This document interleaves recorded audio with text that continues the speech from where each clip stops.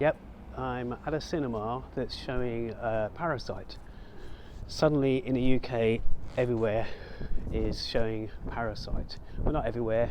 Definitely all the Curzons. They've had a giant play in the marketing of this film coming out. But other independents and even Odeons. In fact, I might be going to see the film Parasite again for a third time today or later this week. Why I wanted to do this, why I wanted to record this video was because, first of all, incidentally, I'm in Richmond, and that particular cinema, as you can see back there, is the Curzon Richmond. Actually, several weeks ago, well, a few weeks ago, I suppose, we had Song Kang-ho, the actor from Parasite. He was doing one of the Q&As or introductions there. Basically, Song Kang-ho, BONG JOON-HO, the director. BONG JOON-HO, more than anybody, has been over here promoting the film well before it came out. And by the way, this is the pathway down to the river. It's just this better light this way. So yeah, that's the Curzon Richmond. Now, I really was compelled to do this quick video because yesterday, well, it's now Tuesday, yesterday was Monday morning, and Sunday night, which is when the Oscars begin, kind of UK time, we were anticipating the movie Parasite winning some awards. Sorry about that light, terrible. And I went to sleep, and I'm going to go back to that Curzon in a little while so you can see it again. This is just a Curzon thing. I'm not promoting Curzon. I just happened to be in Richmond and thought I would do a video regarding the Parasite. So yeah, so basically when the Oscars, there used to be a time when you could stay up and watch the Oscars. It was kind of on certain channels. Now it's only Sky have got the monopoly. It's a long time to wait up for the Oscars if you're living in the UK. So I decided to call it a night, go to bed, and I did. Quite late anyway, about midnight, late for me. And sorry, the wind's picking up. I think it's actually snowing here. I've seen some flakes of snow. I know it's snowing elsewhere in the UK right now. So apologies, the sound isn't great. I've got this on just to capture it more. But so I went to sleep. Then I woke up, as you do, at 2 a.m. and I got up, did what I needed to do, let's say, and then I stupidly did this. Maybe I couldn't resist checking on Twitter just to see where we were with the awards, and the first award had been given to Parasite for the best screenplay. And so I should have gone back to sleep. I really should have. Well, it doesn't matter. I'm glad I didn't, to be fair, to be honest.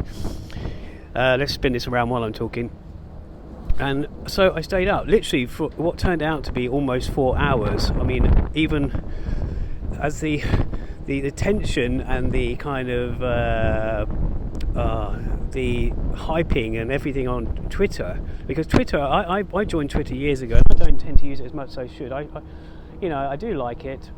It's just things have gone to Instagram and Facebook and whatever have you. But for this particular event, the Oscars, the updates are fantastic. They're just crazy to be honest. Then so soon it was a second announcement for Parasite, and I thought, oh, this is amazing. And I think that was the best international film, whatever they call it now. That was amazing as well. Oscar, you could say similar to BAFTAs so far. Well, not exactly, but and then came Best Director, and I had to stay awake longer. I mean, I didn't really think it'd win Best Picture, and I don't even know. Someone said Mark Kermode does a podcast. He does a couple actually. One's called Kermode on Film, and they recorded a podcast straight after the event yesterday morning. I listened to it this morning, and even the guy he's speaking with, Jake, I can't remember what his name is, and he says it's almost like Jane Fonda was about to say at 1917, and she just went Parasite for best film. Now the thing is, here we've got a situation where the film has garnered all these prizes. It's been hyped up. It's been, but justly hyped up. It's, it's very worthy. I mean, I might be biased because I'm a Korean film fanatic, as well as Asian film and world cinema. So, just move out of the way. So, yeah, but it's definitely worth it. Now the thing is, it's what we have to remember here. It won 4 awards, but it's also the first. It's the first. Oh, this is crazy. Let's walk up here. It's the first foreign film ever to win Best Picture. So this means so much to. This means so much in general. This is not just about Korea. This is about the Oscars, the awards in general. 92 years that it's been going, and now they've awarded it to the Best Picture, the biggest accolade you can get to a foreign film, finally. And it's Parasite, and it was much needed, really. I'm going to walk up back here so you can see the Curzon and take a break from talking a sec. There's a few other firsts for it, but this is the Curzon. You can see there. That's where I was standing at the beginning. Let's move back over there. So, not only that, it was the first. In its first weekend, it's broken box office records for a foreign film or non-English film in the UK on its opening weekend, takings-wise.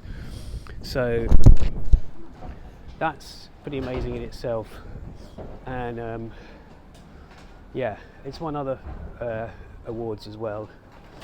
It's an all-Asian cast, first time that's happened, all foreign cast maybe, that's happened in the Oscars. So I was compelled to do this because if you go to elsewhere on my YouTube channel, this is terrible light, apologies, you'll see a video I posted yesterday that I filmed. It's a tiny snippet. I have other snippets elsewhere, I believe, of Bong Joon-Ho and Tarantino speaking in 2013 at the release of Snowpiercer. Now, Snowpiercer didn't get a UK theatrical release. At one point, I was actually involved with the screening that was taking place, that some friends and parties to do with the London Asian Film Society that I co-founded, and we had a screening of it. It was a tiny screening, but it was, you could technically say it was, again, this was back in, I don't know when it was, 2014, 15, it was, you could say it was UK's, actually you could say it was England's premiere, because I think somewhere in Scotland may have shown it, but we did it then. But so Snowpiercer was in, I saw a press screening back in 2013 over in South Korea, Busan Film Festival, International Film Festival, BIF as it's known, and yeah, Tarantino and Bong Joon-Ho were doing a talk because they're both kind of fans of one another. And the thing is, I saw that film, but not only that, I was then, thanks to somebody else, introduced to Bong Joon-Ho and Song Kang-ho, and also the actress who was nothing to do with Snowpiercer at the time, but she was just at this party, John Dion, very famous, I should say John Dion, I can never say it properly. Yeah, I was actually introduced to them. But so this particular film, it's fantastic. You have to see it more than once, preferably in the cinema. But I mean, yesterday I couldn't concentrate. I couldn't get on with my day. Well, not just because I had lost sleep. I mean, I got up at 10 a.m. after that, and you know, you could say that I couldn't concentrate because I was so tired. I'm making a short film at the moment, and we filmed the first scenes, and I'm writing the final scenes now. We're filming that hopefully in April.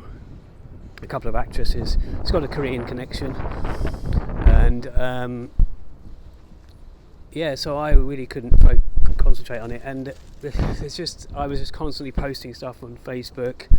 So I apologise to anybody who is acquainted with me on Facebook, all my feeds. But yeah, now everyone's going to get the chance to see Parasite. I saw a press screening in this country. I've seen a look at that unglamorous backdrop. I saw it in the cinema the other day, but I'm definitely going to see it either today or I don't know. It's such a beautiful film to look at, colour-wise and music and the actions and not necessarily action, but the actions of the characters and the actions of the comedy in it. It's just, you can't describe it really. Again, this is his 7th film. He's done Snowpiercer, Okja, which is on Netflix. That's about the giant pig. So it's Snowpiercer. That's 3. What did I say? Mother, which is Maddo. Memories of Murder. Is that 4 or 5? The Host. That's a big one. Barking Dogs Don't Lie, I think it's called. I might have missed one there, but this is his 7th film. He's not a small player in South Korea, and what I was going to actually lead this on to was, for Korea in general, this is a proud moment. Forget Gangnam Style, forget all that. That was, 2012. I mean, I saw Psy in South Korea. I've actually seen him in a massive stadium play. But this is nothing like that. This is, we've got a good effect there with the barriers behind me. I like it, this rhythm here. So it's a proud moment for Korea because they deserve it. Their films are misunderstood. People saw Old Boy years ago. The Handmaiden a couple of years ago. That was amazing. That should have probably won an award, but it did win awards, but it didn't win Best Picture. And Korea should be proud, and they are. Yesterday, I think a lot of people were just celebrating. Their cinema is amazing. It's not all the stuff that the generic, even blockbuster types that Hollywood do. There are some like that in Korea. I mean, that's partly the way the industry runs over there. It's got some heavy chaebols, as they call them, conglomerates, sponsorship. Very different to the UK how that works. Let's walk back up. And as I say, let's try and get me in there. It's just their films. I fell in love with Korea films almost a decade ago, probably, with other foreign films, other Asian films. This is Curzon again. I'm only going back up and down here. I'll go up to the top of the road. And I fell in love with Asian cinema. Then I kind of honed in on Korean. And I started this documentary about Korea. I went there 7 times and filmed some other projects there. That's so much, but this is because of the Korean film. And I mean, even not the big sort of the big films, the more sort of sweet, homely films. Not Korean dramas, not the TV, but dramas, as in dramatic films.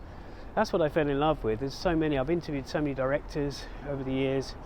If you go to minimovie.com, you'll find them.